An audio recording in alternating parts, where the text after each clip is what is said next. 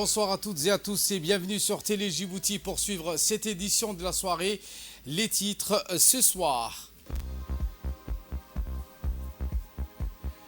Le président de l'autorité des ports et des zones franches, M. Aboubakar Omar Hadi, est revenu lors d'une interview faite ce matin sur le sauvetage du navire qui a été incendié avec Mohamed Abdelrahman. Et dans l'actualité internationale, Yahya Sinwar a nommé nouveau chef du Hamas dans la bande de Gaza. Voilà pour les sommaires. Merci si vous nous rejoignez sur Télé Djibouti.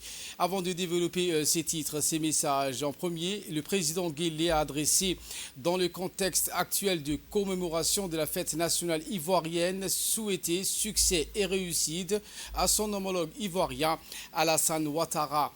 Le peuple de Djibouti se joigne également à moi pour manifester leur sympathie à la nation amie ivoirienne, a écrit en substance le président Guelleh dans le télégramme de félicitations adressé à M. Ouattara. Nous nous réjouissons du renforcement sans cesse continu caractérisant les relations d'amitié et de coopération entre nos deux pays et nos peuples, a dans le même document noté le chef de l'État. Soyez sûr, Monsieur le Président, que vous trouverez toujours auprès du gouvernement et du peuple de Djibouti tous les concours propices au raffermissement des liens déjà privilégiés entre nos deux nations, a par ailleurs indiqué le président Guelleh, réitérant ses chaleureuses félicitations et ses vœux de bonne fête au président Ouattara et à l'ensemble du peuple ami ivoirien. Le chef de l'État a rendu également un vibrant hommage à la mémoire de feu Abdelrahman Mohamed Hirabe, le chargé d'affaires de la Somalie auprès de notre pays. Diplomate chevronné, feu Abdelrahman Mohamed a beaucoup œuvré au renforcement des relations d'échange, de solidarité et de fraternité entre les deux pays et les deux peuples, a noté le chef de l'État. Travailleur infatigable, il forçait l'estime aussi pour son ingéniosité et sa créativité, a également indiqué le président de la République, louant le digne combat qu'il a opposé dernièrement à sa maladie. Puisse le Tout-Puissant l'accueillir dans son paradis éternel, a imploré le président Guelleh, exprimant ses condoléances les plus attristées à l'État et au peuple frère somalien ainsi qu'à l'ensemble des proches, amis et familles du défunt diplomate. Décédé ce mardi à Djibouti où il était depuis de nombreuses années le chargé d'affaires de son pays, la Somalie, Abdelrahman Mohamed Hirabe laisse derrière lui une importante famille. Nous prions le Tout-Puissant de l'accueillir dans son paradis éternel. Inna lillahi wa inna ilayhi raji'un. Et ce communiqué qui nous provient de l'autorité des ports et des zones franches et qui précise, je cite, « Nous tenons à partager des informations supplémentaires concernant l'incident de l'attaque du navire porte-conteneur MV Groton qui a été attaqué lors de sa traversée du golfe d'Aden. Il est arrivé avec une température initiale à bord atteignant le 178 degrés Celsius. L'autorité des ports et des zones franches a immédiatement pris des mesures pour éteindre cet incendie en mer en déployant deux remorqueurs de haute mer qui sont le Omar Dankali et le Barkhat Gourad. Grâce à leurs efforts, la température a été réduite à 57 degrés Celsius après plusieurs heures d'injection d'eau et de refroidissement, a indiqué ce communiqué. À l'arrivée du MV Groton au port du SGTD, la société de gestion du terminal à conteneurs de Doralé, le 6 août à 17 h, les équipes de secours ont procédé au déchargement de plus de 400 conteneurs pour faciliter l'extinction complète de l'incendie et stabiliser le navire. Nous sommes heureux d'annoncer qu'à la date d'aujourd'hui, l'incident est maîtrisé. La température à bord est descendue à 27 degrés Celsius, ce qui est à la température normale de l'eau de mer.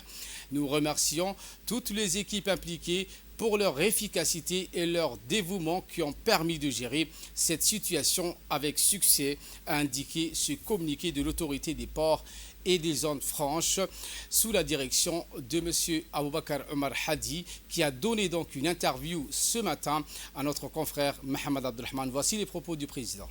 Il y a eu un incendie dans la zone franche de Venise. Nous avons 4 zones franches en tout dans les pays. Et c'est la plus petite, qui fait 40 hectares environ. Donc c'était un incendie minière. Il n'y a pas eu de perte de vie et pas de perte matérielle importante. Donc nous avons su très vite maîtriser les feux. Et tout est rentré dans l'ordre. Pour ce qui est de l'enquête, est-ce que c'était accidentel ou est-ce que c'était criminel? Ça, nous avons laissé ça aux autorités compétentes. Oui, ces bateaux, nous avons acquis ces bateaux. Et il a été touché par un missile au large du port d'Aden. Et il y avait les feux à bord, surtout les conteneurs qui étaient en dessous du soute. Nous avons acquis ces navires au terminal à conteneurs de Doralé. Donc nos remorqueurs ont assisté. Déjà au large, nous avons assisté, nous avons accompagné avec des remorqueurs. Nous avons baissé la température à l'intérieur de la cale. Et hier soir, on a commencé à décharger les conteneurs. On a fait très attention parce que nos remorqueurs sont équipés d'un moyen de lutte contre les incendies. Et on ne voulait pas injecter trop d'eau, parce que sinon on allait couler le navire. Donc c'était vraiment un équilibre qu'il fallait bien calculer. Donc, alhamdulillah, il y a des gens dans les réseaux sociaux qui disent Djibouti brûle. Nous, on s'occupe de problèmes internationaux dans la mer Rouge, de Bab el-Mandeb. Notre premier asset, c'est la formation de nos gens, les compétences de nos gens. Les matériels, on peut les acheter. Nous formons nos gens dans les meilleures écoles. Et ils ont navigué dans toutes les mers et océans du monde avant de nous rejoindre ici dans les ports. Les bateaux, ils vont décharger les conteneurs. On va les réparer ici.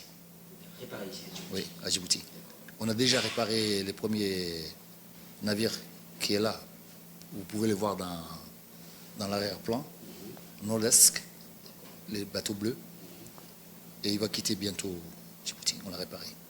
Nous avons tout remplacé. Les tôles, la mécanique, tout. Et les travaux ce sera la décision de l'armateur. S'il veut naviguer et faire la réparation ailleurs, c'est son choix. Mais nous sommes capables de le faire ici à Djibouti. Et voilà qui nous ramène de parler de cet atelier sur la gestion des dépouilles mortelles des migrants à Tadjoura. Mise en place donc une formation du comité régional. L'atelier sur cette gestion des dépouilles mortelles des migrants s'est récemment déroulé à Tadjoura, la ville blanche, avec pour objectif principal renforcer les capacités locales dans la gestion des décès des migrants. L'événement organisé avec le soutien de l'Organisation internationale des migrants, l'OIM, et du Comité international de la Croix-Rouge, la CICR, a permis de mettre en place et de former les comités régionaux dans les régions nord du pays, notamment Tadjoura et Obok, un atelier qui a réuni divers acteurs régionaux incluant des représentants des autorités locales et des organisations humanitaires.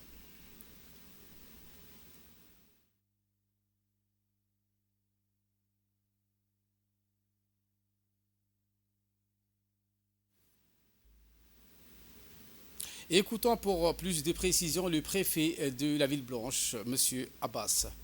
Il y a parmi nous aussi des numérateurs qui sont chargés de ces données. Et il y a aussi un comité chargé de la gestion des migrants dans différentes régions, à savoir à Obok et Tadjoura. Il faudra qu'il y ait une nuance entre le comité de gestion chargé de données. Il faut qu'il y ait deux formations, la formation de la gestion des données, ensuite une formation pratique à ceux qui unissent les migrants. Cette pratique se fait à travers la Croix-Rouge, à travers la santé médicale, la santé, ainsi que la population locale qui sont sur place. J'avais fait allusion, vous avez suggéré au chef de mission de l'OIM, ainsi qu'aux représentants, au coordinateur du système des Nations Unies, à ce qu'il y ait, en ce sens, des formations. Je crois que ça a été fait. Il me semble qu'il y aura, après cet atelier, une formation pratique pour que l'acteur principal puisse en bénéficier de cette formation. Les choses soient coopératives entre les responsables locaux et l'antenne de l'OIM ici présente. Eh bien, notre grand format de ce 22h porte sur la forêt des Daï, la sauvegarde et la protection de l'environnement. Voilà une des priorités de la feuille de route du gouvernement. Les détails dans cette séquence réalisée par Ahmed Hamad et aux images de Adnan Alita. Nous nous situons actuellement au cœur de la forêt du Daï, au sein du massif du Goda. Une forêt qui n'a pas échappé aux effets néfastes du réchauffement climatique. Tout un écosystème et une biodiversité qui sont en danger aujourd'hui. Pour parer à cela, le gouvernement de Djibouti, au travers du ministère de l'Environnement et du Développement durable, en collaboration avec le Programme des Nations Unies pour le développement, a mis toute une batterie de stratégies et de projets pour sauvegarder cet écosystème et cette biodiversité en danger aujourd'hui.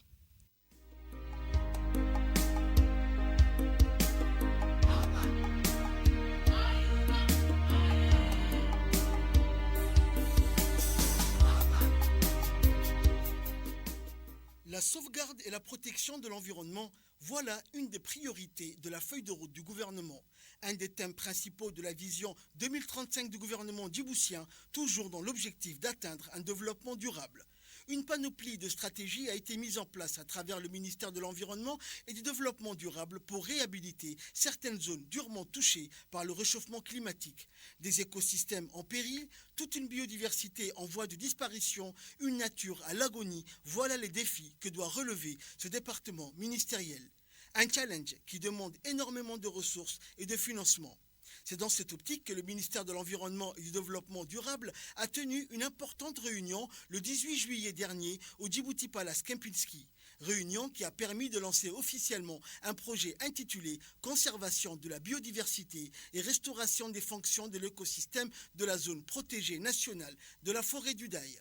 Une réunion présidée par le ministre de l'Environnement et du Développement durable, Mohamed Abdelkader Moussa Helem, et qui a vu la participation de la représentante résidente du Programme des Nations Unies pour le développement, Eman Gouyan Ano, et le coordinateur résident du système des Nations Unies, José Barahona. Ce projet, focalisé sur la forêt du Daï, est financé par le Fonds pour l'environnement mondial à hauteur de 3,2 millions de dollars américains et sera mis en œuvre par le ministère de l'Environnement et du Développement durable en collaboration avec le PNUD et ce, pour une durée de 5 ans.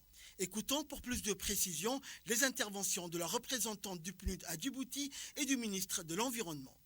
La forêt du Daï est un véritable trésor national du fait de sa biodiversité unique qui malheureusement se meurt. Comme je l'ai indiqué, au cours de ces dernières décennies, malheureusement, cette forêt a subi une dégradation sévère.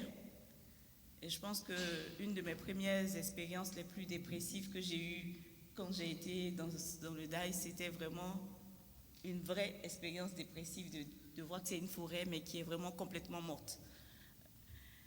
Et cette désertification progressive couvre aujourd'hui l'espèce, enfin le territoire du Daï, qui était à peu près 900 hectares et qui malheureusement aujourd'hui on peut pas, on devrait faire un dénombrement pour savoir quel est l'espace couvert par cette forêt. La forêt des Daï, représentant le quart de notre biodiversité, abrite des espèces fauniques et floriques d'intérêt international telles que le francolin de Djibouti, qui constitue un symbole national. Mais malheureusement, les effets des changements climatiques conjugués à l'action anthropique affectent gravement l'aire protégée terrestre de la forêt du Daï. En effet, la dégradation des terres et la désertification ont des conséquences d'impacter les ruraux et les animaux qui vivent dans et autour de ces forêts. L'événement qui nous réunit aujourd'hui a pour objectif de poser les jalons pour préserver notre forêt de Daï et de faire revivre sa splendeur d'antan. C'est dans ces contextes que le ministère de l'Environnement et du Développement durable a déployé les efforts nécessaires pour redynamiser cette forêt et apporter les réponses idoines pour la mise en place d'un nouveau projet relatif à la lutte contre la dégradation des terres et la conservation de la biodiversité. Mesdames et messieurs, l'objectif global de ce projet est de préserver la biodiversité, de restaurer les écosystèmes terrestres fragiles dans et autour de cette aire protégée des forêts de Daï et d'améliorer la situation socio-économique des populations locales. Le projet a également pour but de contribuer efficacement à tous les efforts nationaux et régionaux engagés pour renforcer la résilience du secteur clé et des communautés locales vulnérables aux risques liés à la dégradation des terres et vise bien sûr à combler les gaps en matière de gouvernance des aires protégées, d'améliorer les conditions de vie des populations locales et la réhabilitation des terres.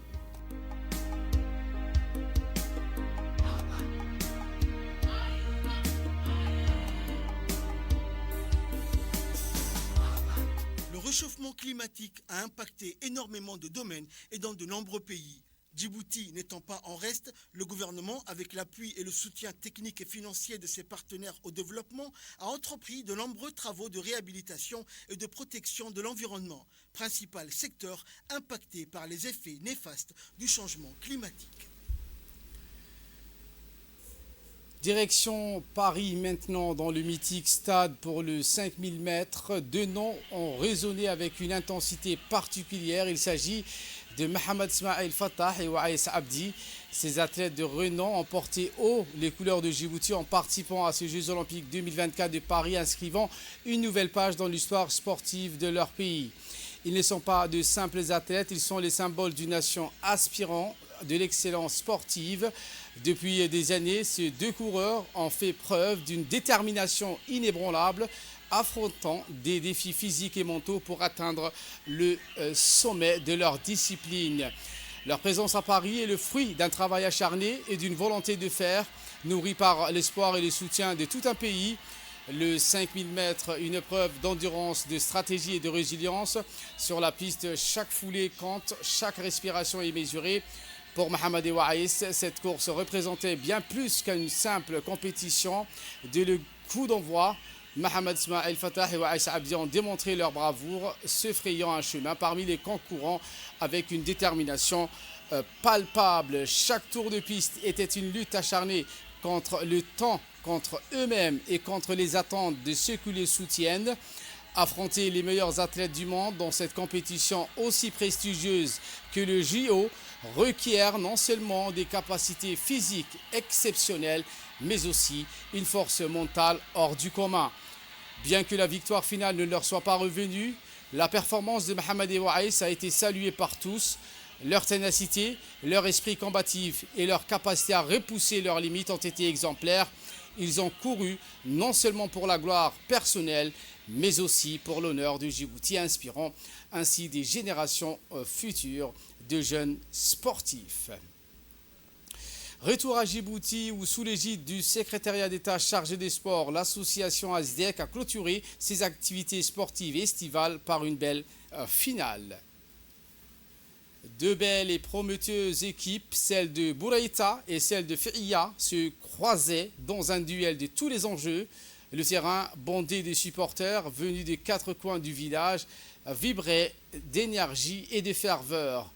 Cet événement qui a rassemblé non seulement les amateurs de sport, mais aussi de nombreuses personnalités du secrétariat d'État des sports. Parmi les participants figurait le directeur des régions, Omar Hassan Abdillahi, le directeur adjoint Youssouf Abdallah, le responsable de la communication du ministère, M. Idriss Adoita, ainsi que Abdallah Ibrahim, cadre de la direction des régions.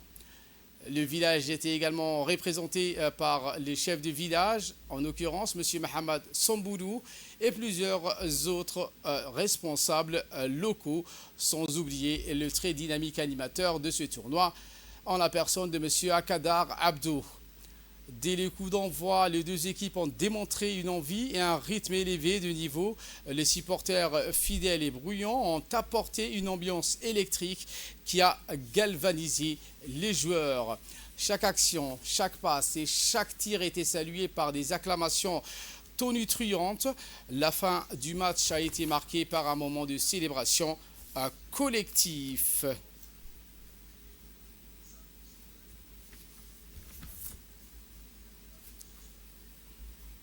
À Djibouti, l'artisan constitue une activité importante de création de revenus, une activité effectivement génératrice d'emplois et de revenus. Voici donc un magazine de la rédaction sur l'artisan. À Djibouti, comme dans le reste de l'Afrique, l'artisanat constitue une activité importante de création de revenus, une activité également génératrice d'emplois et qui participe à son niveau au développement économique durable. Conscient de ses retombées, surtout dans la lutte contre la pauvreté, le gouvernement djiboutien a opté pour une stratégie nationale susceptible de favoriser la mise en place d'un cadre propice d'expression et de promotion de l'artisanat à Djibouti. L'Afrique est un continent regorgeant d'innombrables œuvres d'art agréablement appréciées par le reste du monde.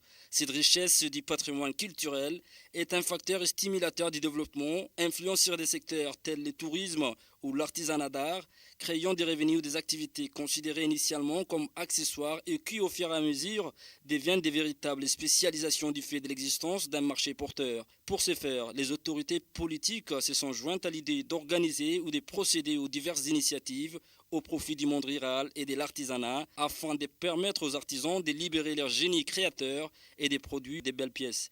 Les objets d'art comme les bijoux et les porte-clés perlés, les vanneries, les divers objets décoratifs présentés par les artisans lors de la semaine commerciale de l'artisanat du coopératif des femmes du milieu rural, un événement purement culturel qui s'est tenu à Boadimol et aussi tout récemment lors de l'atelier axé sur les industries culturelles et créatives à la Bibliothèque nationale où les expositions des objets d'art aux différents stands reflétaient la volonté émancipatrice de ces artisanes mais également la richesse de notre patrimoine artisanal. C'est pourquoi le ministère de la Femme et de la Famille, les ministères de la Jeunesse et de la Culture, principaux organisateurs de l'événement, ont transformé un site 6 à l'entrée du Bois d'Imol en un dédale de stands d'exposition des productions artisanales. Ces femmes artisanes n'ont rien laissé au hasard pour étaler leur savoir-faire auprès des visiteurs des marques qui se sont déplacés pour l'occasion. Mais à côté de ces commerces qui génèrent des revenus, il y a lieu de reconnaître que c'est la conscience morale et patriotique qui incite et motive tous les acteurs politiques à la protection de ces patrimoines culturels qu'il faut à tout prix préserver. Il est à savoir que ces produits artisanaux ont un aspect positif sur la promotion culturelle en général et permettent également la multiplication des microcrédits, des financements, des développements des coopératives d'artisans producteurs. L'époque où les artisans ne disposaient pas des supports promotionnels et publicitaires qui constituent des handicaps pour l'essor du secteur artisanal est révolue, car l'artisan bénéficie aujourd'hui d'une attention spéciale des opérateurs économiques, d'institutions publiques capables d'améliorer ses conditions de travail et de lui conférer un statut professionnel sur les marchés de l'art. Dans cette ère numérique en constante évolution, les artisans ont une démarche entrepreneuriale qui intègre un plan de marketing. Il y a des entreprises à vocation culturelle et Hidayelo en est un parfait exemple vivant. Ça fait bouger le pays, ça booste le pays, ça donne à la jeunesse un avenir. Et c'est des secteurs vraiment créateurs d'emplois et générateurs de revenus. C'est très important.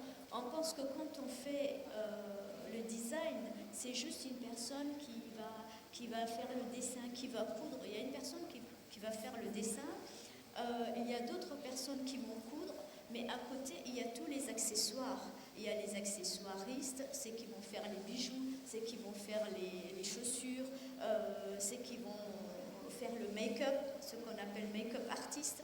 Il y a les coiffeurs, donc ça englobe beaucoup d'emplois. Et ça va même dans le secteur du cinéma, dans le secteur du théâtre, les costumiers, par exemple. Bien structuré et bien organisé, l'artisanat djiboutien peut aujourd'hui nourrir les artisans qui s'y consacrent. Un secteur prometteur, une dynamique entrepreneuriale qui constitue une source de revenus pour des gens qui travaillent avec une diversité de matières. Avec la volonté politique et la bonne organisation de ces secteurs, l'artisanat contribue aux efforts de lutte contre le chômage et de ces faits participe à la réduction de la pauvreté. Je vous emmène à Ali Sabié où dans le cadre de la lutte contre la contrebande sous toutes ses formes, la brigade de la douane d'Ali Sabié en collaboration avec le détachement de la police nationale de cette ville et l'armée BIAS ont permis de saisir lors d'une simple opération de contrôle menée tôt ce matin au niveau de la frontière du Galilée une importante marchandise de cadre de contrebande en provenance d'Éthiopie. On estime à 3500 kg du cat. La douane d'Ali Sabié, sous l'autorité de M. Mohamed Moumin Hassan, a aussitôt procédé sur place à la destruction de ce cadre de contrebande. En nouvelle du monde, Yahya Sinwar, je vous le disais en titre, nouveau chef du bureau politique du Hamas. Le mouvement de résistance palestinien Hamas a désigné hier Yahya Sinwar comme nouveau chef de son bureau politique. Voilà pour l'essentiel de ce 22h. Merci à vous de nous avoir suivis et très bonne suite des programmes sur Télé Djibouti.